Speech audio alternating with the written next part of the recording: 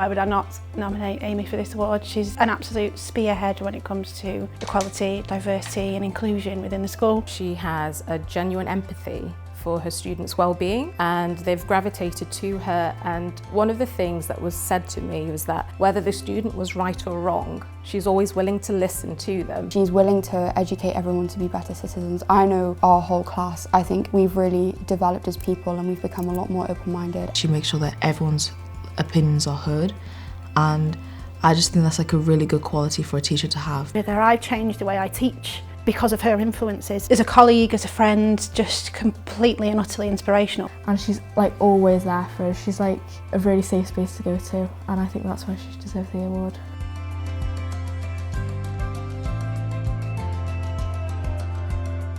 I think Miss definitely deserves to win this award because she's an inspiration to everyone. She's really enthused pupils in the history department and got them to look at aspects of history that haven't been covered before. So she's exposing pupils and staff such as myself to that, making me a better teacher but also providing a better learning experience for the pupils in her care.